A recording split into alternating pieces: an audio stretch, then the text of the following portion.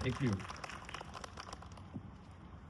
Also, I have Smokey with me, the fire dog. Feel free to come up and meet him afterwards. On this solemn day, we gather to honor the lives lost on September 11th, 2001. Our grief is deep, but so too is our gratitude for the courage and resilience that rose from that tragedy. As fire chief, I've witnessed the unwavering dedication of our firefighters, first responders, and citizens alike who rush into danger without hesitation. Their sacrifice reflects the very core of our calling, to protect and serve no matter the cost. On that day, almost 3,000 lives were taken, including 343 firefighters. And in the years since, many more lives have been lost to the lingering effects of that hazardous work at Ground Zero. Families, firehouses, and communities all across this country still carry that burden today.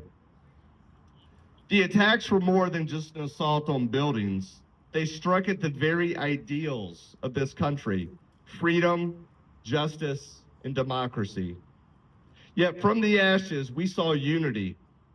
People from every walk of life stood together to heal and rebuild, reminding us that our greatest strength lies in compassion and solidarity.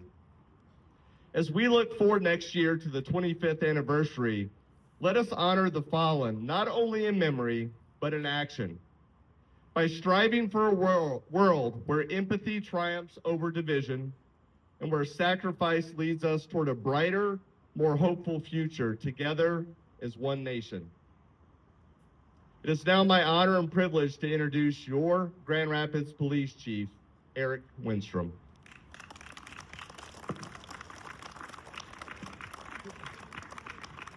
Thanks.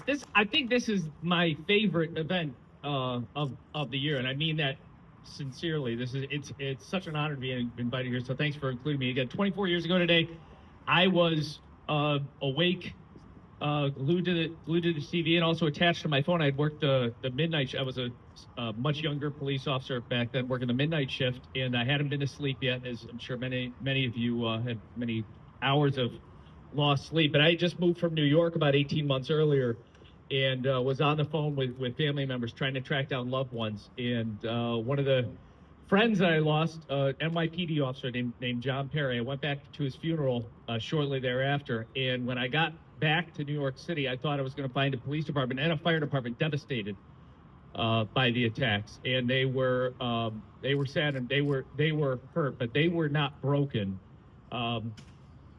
As FDR said, courage is not the absence of fear, but rather the assessment that something else is more important than fear. And on that day, 23 NYPD officers, 37 Port Authority police officers, 343 FDNY firefighters. They had all made that conscious decision that protecting others, they made the assessment that that was more important than fear, and they lived that. Now it's been 24 years, and even in my own police department in Grand Rapids, every year there's more and more young people who either don't remember, or now we have police officers that weren't even alive at the time. But on the police memorial at 1 Monroe Center, the words are emblazoned. It says, "Fallen but never forgotten."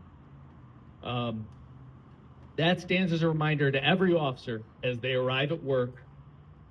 Courage does not always triumph in the moment over tragedy and over evil, but it's the courage and goodness of those Americans, like those that we lost 24 years ago, that truly make America the best country on earth. And I tell you, fallen but never forgotten. And this event every year puts into action those words. So thank you for remembering. Thank you.